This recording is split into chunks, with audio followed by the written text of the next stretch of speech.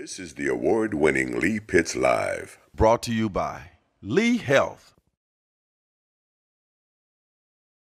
Southwest Florida, welcome back. One of the great things about my job is I get to see leaders in the community all the time. And you people who watch the show say, I wonder if Lee realizes he talks to all these community leaders all the time. And I wonder what he thinks about that. Well, I think it's cool. And I can get on the phone and I can call up City Councilwoman Teresa Watkins Brown and I can get her to come here and be interviewed by me. I also can get her to come and be the MC for the 25th anniversary celebration of Lee Pitts Live. She didn't have to do that, but she came out anyway. So I'm so thrilled to have my good friend here, Teresa Watkins Brown, candidate for Ward 1.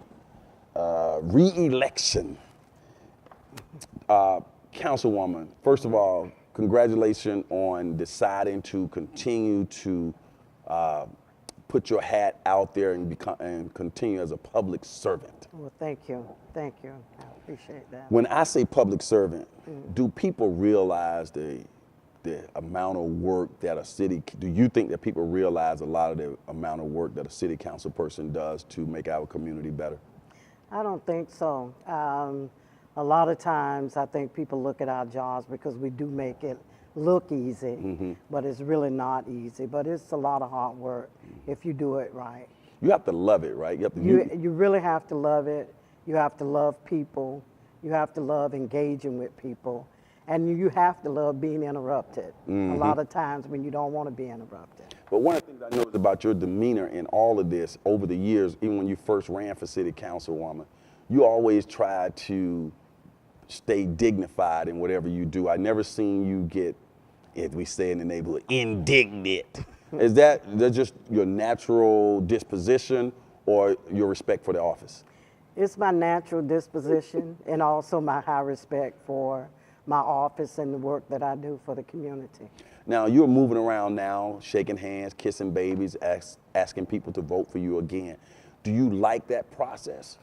It's hard work, but I love it. I love meeting the people. I love finding out what their actual needs are. And the only way you're gonna know that is if you're out there working and knocking on the doors and asking. Now, going back to when you first ran, now this would be, you've already done 8 years, if I'm not mistaken. Yes. Right.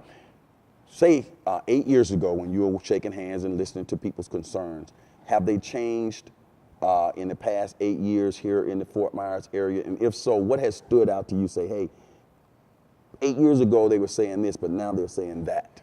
It's a little different because when I first went into this office, the economy had really dropped real bad. So we were dealing with a lot of foreclosures. Right. So that was the big issue during the first time that I ran, was the foreclosures was skyrocketing. People was losing their homes and not knowing what they were gonna do by not having a house. This time around, it's not as bad as far as the foreclosure, but the concerns of crime, and it might have been crime back then, but crime is one of the things that they're really talking about, and the safety in our communities and economic development. Okay, let's go with crime for a second. We have a new police chief, Derek Diggs, African American, who's heading up the city of Fort Myers Police Department. In recent times, we've seen stats where violent crimes have gone down. What is your overall thought of the job that the police chief is doing? I think that what Fort Myers needed was a new face, somebody with some new ideas. And I think the police chief is doing a great job in engaging the community again. He too, when he came, he didn't just take everybody's word for it. He started going around knocking on doors, asking the community, what are some of your issues? What are some of your problems? Making sure that he answered those problems and that he was engaging himself personally in the community. So I've seen a tremendous change, and he's got, a lot of support from us as a council. The economic development, I'm probably going to get the number wrong, but I think it was something like so many $100 million that you've been able to, over the last 8 years, bring into Ward 1. Ward 1. And what is that number? Okay, it's $30 million in infrastructure improvement and things that have been going on with economic development for Ward 1. I've only been here for 8 years. Ward 1 has kind of changed slightly because a part of Ward 1 used to be the downtown area. But in those 10 years, the Ward 1 community has received over $30 million in infrastructure improvements. And that is not something to just, flip at. That's a serious infrastructure. When people in Ward 1 hear us throw that number out, even though Ward 1 has been redrawn, what is something they can point to? You can say, hey, you notice that street, this and that changed, that's infrastructure development. If they come down Michigan Avenue, one of the first big projects that was done when I was first elected was Brook Hill subdivision. And that was close to a $5 million infrastructure improvement with sidewalks. All the mailboxes looked the same, street lights, everything in that community was done the same. Then if you go over to Live Oak, Lockwood, and now I'm doing a $9.5 million project with Raleigh Street. It would also carry over to Billy Street, High Street, Indian Street. So if they go into those communities, they will see the changes that was done. Starnes Avenue just received an improvement in the road structure. If you go over into Manor Parkway, Marion Street, off of Palm Beach Boulevard, and some of the other areas over there, a lot of improvements have been taking place. Sidewalks have been put in, especially sidewalks that are near the James Stevens Academy. I see. Now, when you're sitting there deliberating as a city council person and you're looking at all of these projects around the city, what is your strategy to get people to vote? How do you build that consensus to get people to support your initiatives in your ward? When you say initiative in the ward as far as infrastructure? Yes, when things, like there are certain things you want to get done in your ward, you have to get a vote from a majority you're saying vote. with the majority vote from the Right. council.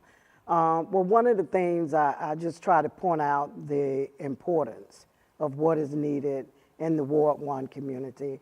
And I really haven't had anybody to ever say, Teresa, that can't be done. Excellent. When I go in, if I can't get it for that particular year, I make sure it get on the capital improvement plan. Because if it doesn't make it to the capital improvement plan, that's just a wish.